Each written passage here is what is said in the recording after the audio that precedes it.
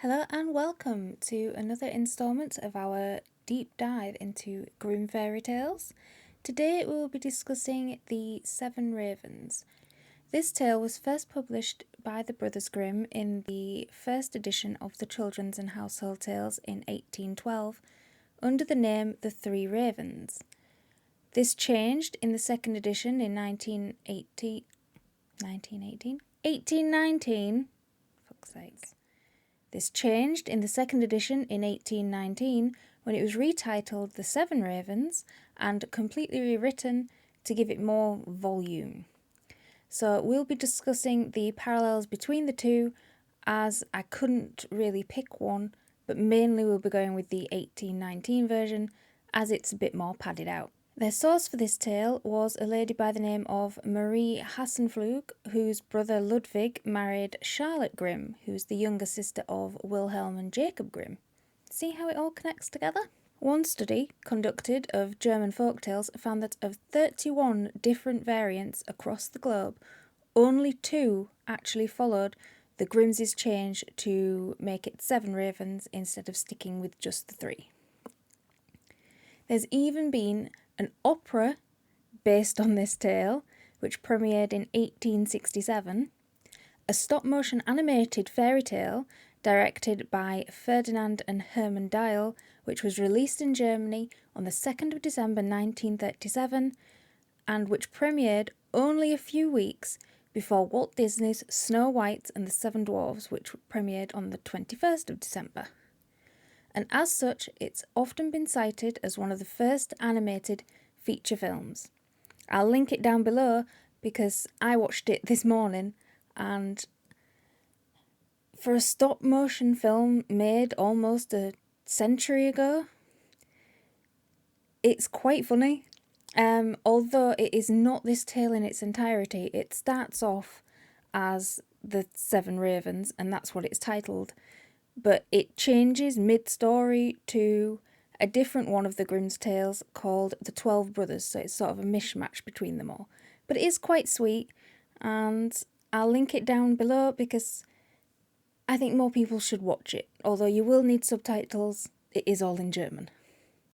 There was also a film released in 2015 directed by Alice Nellis titled The Seven Ravens, and it was released in the Czech Republic, and that used elements from the Grimm's tales.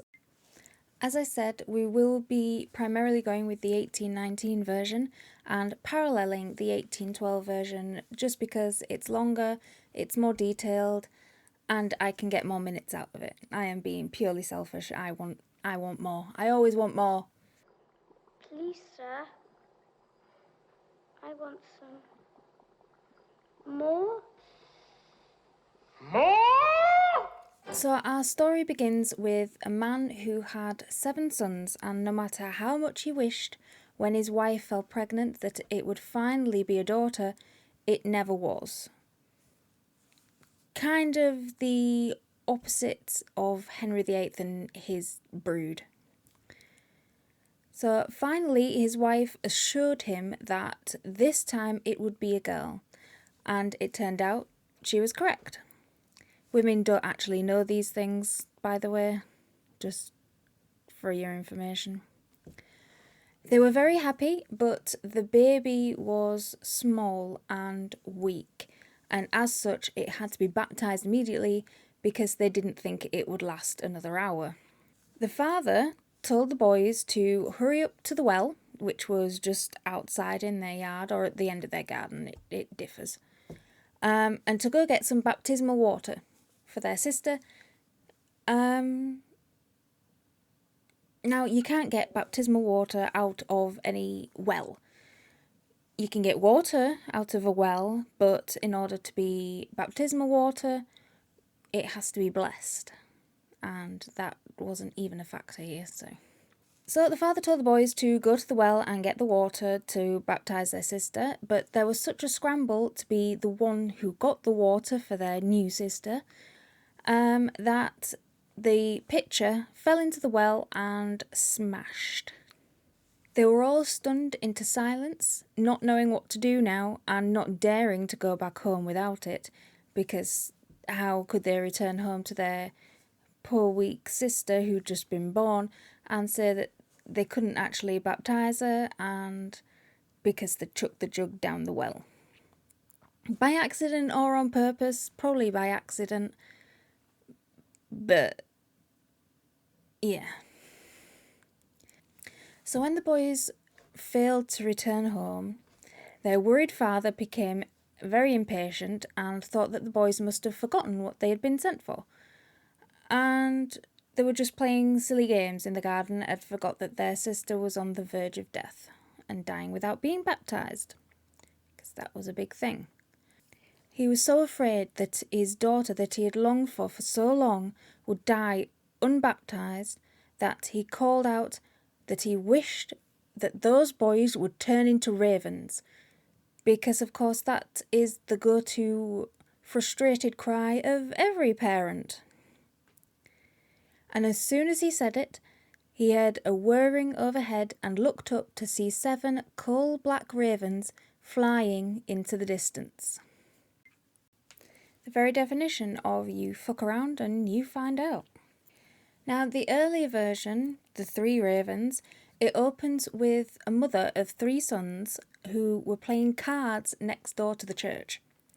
And when the church let out on that Sunday morning, and she saw what they had been doing, she cursed her godless sons, and they turned into ravens and flew off. And presumably everybody from the church saw this woman curse her sons, then they turned into ravens and then they flew off, and presumably, as in the standards of the time, she was burnt as a witch. A witch! We have found a witch, may we burn her? Now, it was too late to undo the curse, no matter how sad the parents were about it. They consoled themselves with their only daughter, who grew more beautiful with every passing day. Now, the parents kept from her all knowledge that her 7 brothers had ever existed, because that's a healthy family life. And until she overheard some gossiping women in the local town that she was responsible for the fate of her brothers, she hadn't got a clue about it.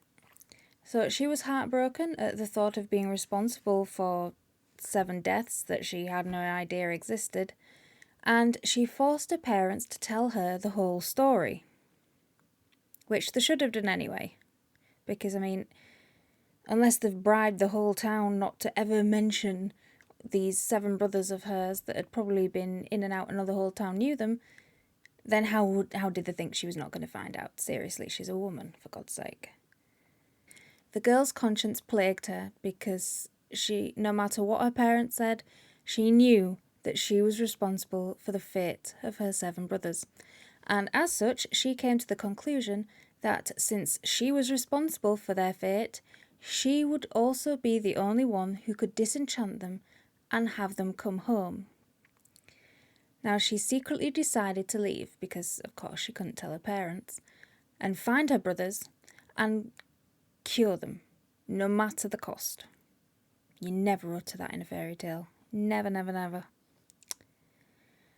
All she took with her for her epic quest was a ring to remind herself of her parents, a loaf of bread when she got hungry, and a jug of water for when she got thirsty, and a little stool in case she got tired.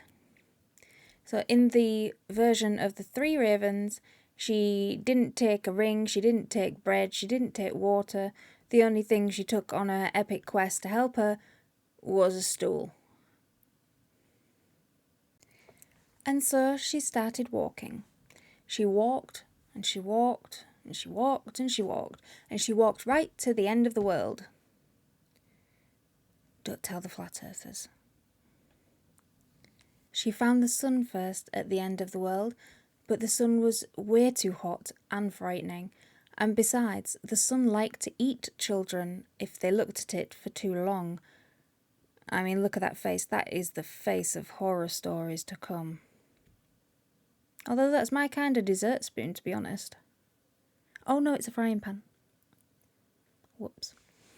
She ran away from the sun as fast as she could and went to the moon. But the moon was way too cold and scary and evil, and the moon also wanted to eat the child. See, look at that face too, Jesus. Tell you, you wouldn't want to roll over and see that looking in at your window, would you? She ran away from both the sun and the moon, and she found the stars, who were friendly and kind. The morning star stood up after hearing her plight and handed her a wishbone and said that unless she has this, she will never be able to open up the glass mountain, and that's where her brothers were living. So in the previous version, instead of a magical wishbone, the stars gave her an injured, severed leg that she could just carry around in her pocket and then produce to open a door. Yeah. I can see why it was rewritten.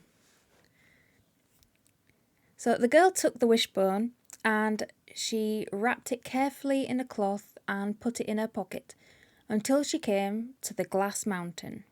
The gates were locked, but when she took the cloth out to have the wishbone to open the door, the wishbone was not there, and anybody that has had something in their pocket that's fallen out without them knowing, that was kind of where she was.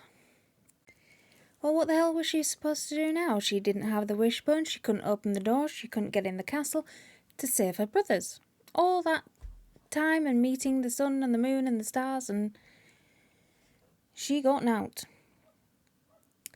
So the girl, instead of, I don't know, trying to put a rock in there or trying to jiggle the lock a bit, she took a knife, which it didn't say that she was carrying, and made the only rational decision a person could do when they were faced with a big glass door that you had to open with a bone.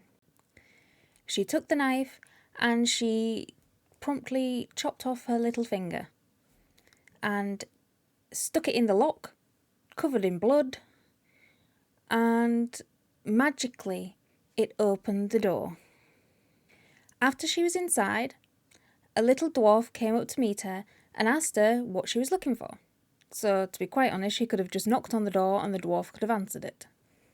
So when she replied that she was looking for her 7 brothers who had been turned into 7 ravens and she had been instructed by the stars to come here, the dwarf said that his masters were not home, but she could come in and wait for them.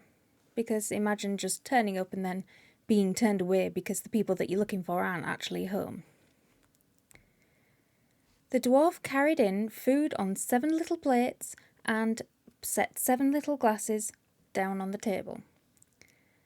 The girl was very, very hungry because remember, she had only taken a chunk of bread for her journey and a jug of water, and she presumably had eaten it while running from the sun or the moon or meeting the stars, and she had nothing left.